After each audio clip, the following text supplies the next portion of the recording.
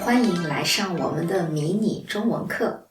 Welcome to our mini Chinese lesson. It is very exciting. However, this is not one of the very promising YouTube videos that learn Chinese in half an hour. Sorry.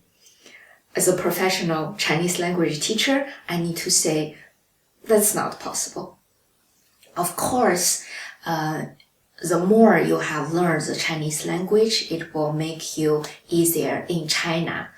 The purpose of this lesson is to teach you several greetings and very basic words and very fundamental ways to express yourself. And furthermore, we would like to show how to practically use the translation apps to actually make your life in China much easier and how you can survive in a Chinese language environment.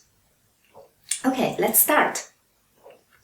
So you always feel closer to the people, and also the people in China, the Chinese will also feel closer if you speak several Chinese words. For example, you can always say 你好 你好 Hi, 你好 你好 So that's, you can, every day you meet people, meet your business partners, meet strangers, or if you want to ask some questions, you can always say 你好 hello, can I say this and that?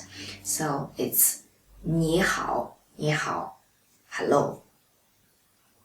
And the second one is to express your gratitude. So that's 谢谢谢谢谢谢谢谢. And the next one is 再见. So 再见再见再见. And also, if you want to apologize, maybe it's just very small things, but if you want to say sorry, that's 对不起对不起对不起对不起. The next one, if somebody said 对不起 to you, and you want to say, it doesn't matter, not at all, no problem, no problem. So that's 没关系没关系没关系没关系没关系没关系. Okay, that's 你好谢谢再见对不起没关系.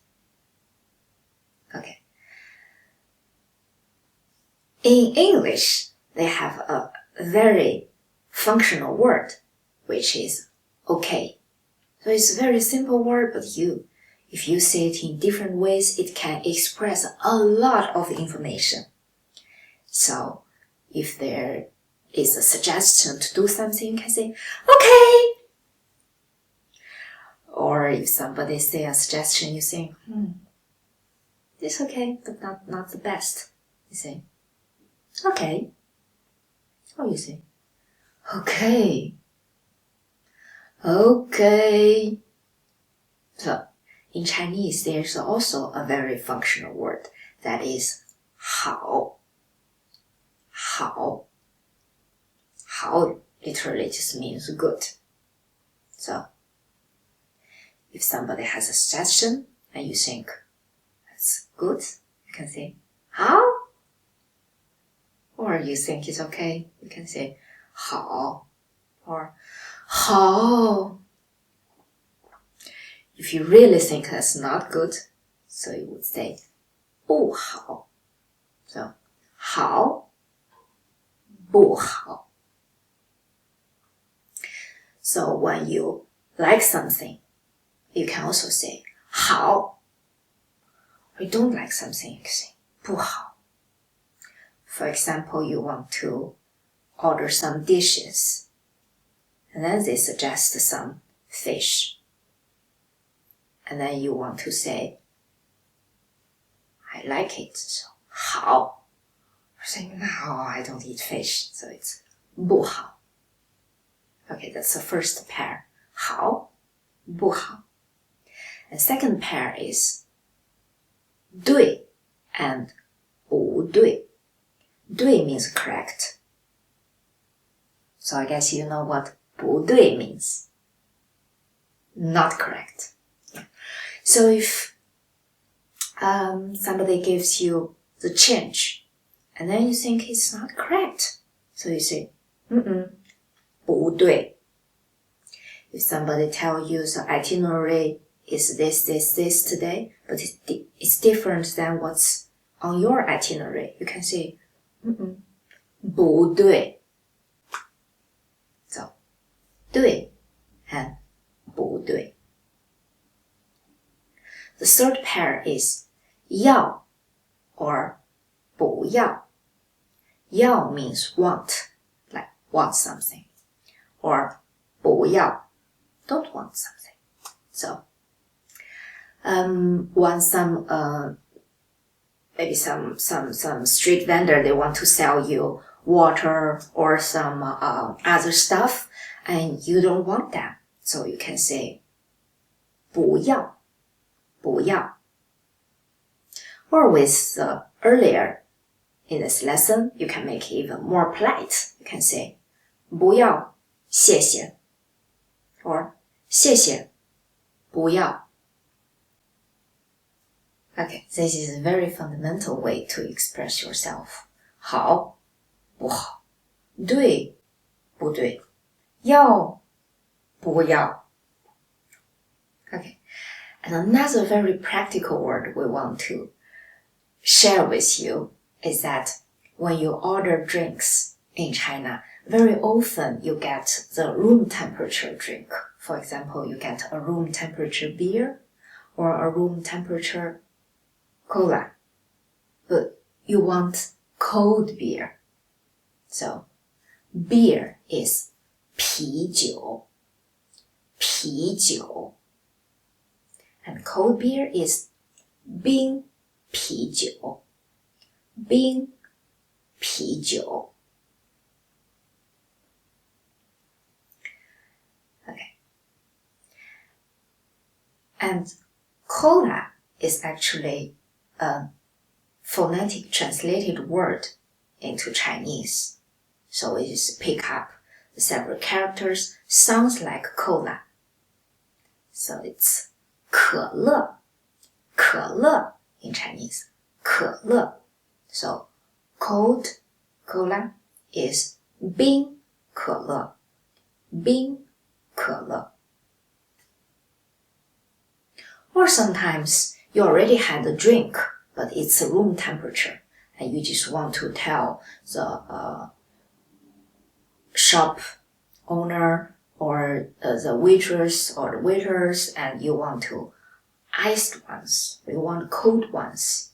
So you can just say 冰的, 冰的, 冰的. Or with what we have earlier learned, that want, that words, 要. And you can say 要冰的, 要冰的. Or simply 冰的, 谢谢. 冰的, 谢谢. So now we hope you can order some cold drinks successfully. Of course, there is a lot more to learn to have a real communication. However, the communication is a two-way communication. So as soon as the Chinese people don't understand what you are saying, and that is the end of the conversation. Of course, you can keep saying your words, but it will not work. But the good news is also that communication is not only about language, it's also including the non-verbal parts, such as your facial expression and your body language and creativity, actually. So, for example, a lot of travelers may think that it's very functional to learn the numbers in Chinese, so you can bargain in Chinese markets. Yes, that's nice, that's true, while in a real situation, it is much easier than you expected. For example, if you go to a supermarket, there's always a price tag, so you know how much it costs. And so you just give the money and then you don't need to speak anything. If you go to a market where you can bargain, and most of the time the sellers, they just have a calculator. They just put the numbers they ask. And then you can just put the numbers what you offer. So in this way, back and forth, you are really bargaining, but without saying one Chinese word. So that is relaxing, right? Okay. So in the next part, we would like to share with you how to use Google Translate more efficiently. Maybe you think, yeah, we already use Google Translate. Most of the time you type an English word and you look up the Chinese word. Yeah, it's a very basic way to use Google Translate. Well, we have tip is that try to show this Chinese character to the Chinese person instead of pronouncing it. There are two reasons. First reason is that Chinese is a tone language, which means that the different tone will give a different meaning for a word. It's very frequently for a speaker whose native language don't have tone. It's very easy, it goes wrong. For example, 水, the third tone means water, and 睡, the fourth tone means sleep. So it's the same pronunciation with a different tone. It means different. And if you go to the restaurant, you ask for 汤, first tone, it means soup. And if you ask for 糖, third tone, that's sugar. I know it's confusing. Yeah, so try to show the character to the Chinese person. And the second reason is that Chinese pronunciation system, which is called pinyin. Maybe you already from the previous mini lesson, you have seen that every character above that there is it looks like English letters, but the pronunciation is very different. So try to show the character. For example, there's a very delicious Chinese dish and has 茄子, which means eggplant. 茄子. Well, if you base on the English pronunciation, it will be totally different, and Chinese person would definitely not understand what you want to say. Sorry. So, show the characters to the Chinese person. Okay. And then we would like to share with you how to use the Google Translate in other ways. Okay. First, imagine that you go to a restaurant. There is a menu. Everything is in Chinese. And how do you do that? Or you say something on the wall. There is something on the wall. And you say, wow, that's interesting. And what those characters means. So you can use the Google Translate, the function camera, and to translate those characters into English. So how to use it? Let us have a look.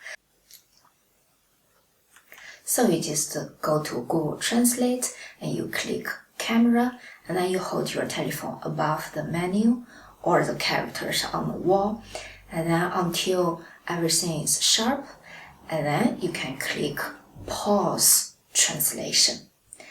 And you can compare the English translation with the menu in Chinese or something on the wall. And then you see all the ingredients. Is that chicken, or is that vegetable, or is that 茄子?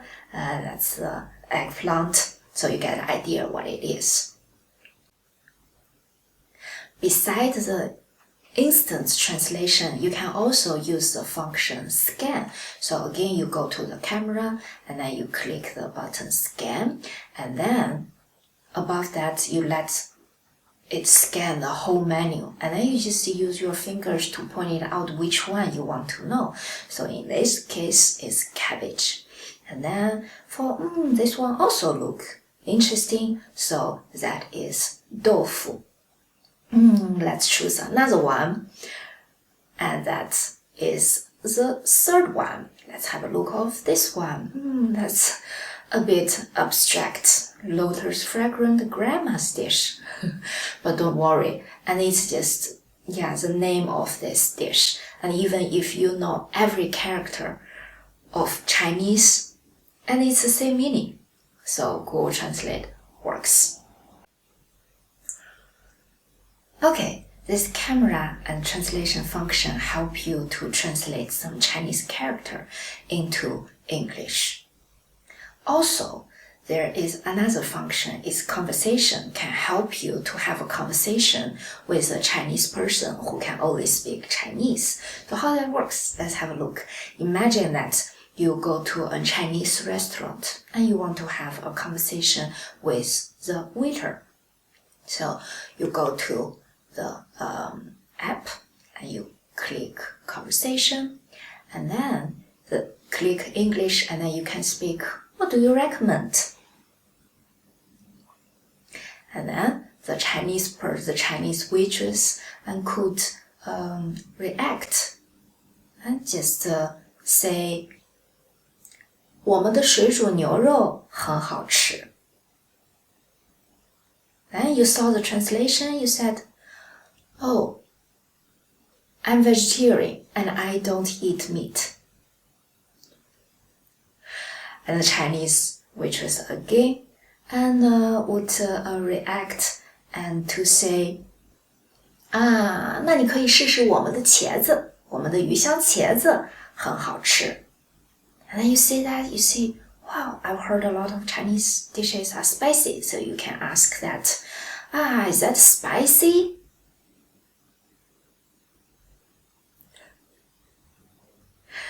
And the Chinese waitress to said, 不辣，这个菜不辣. And you see the translation, you're very happy, and you just say,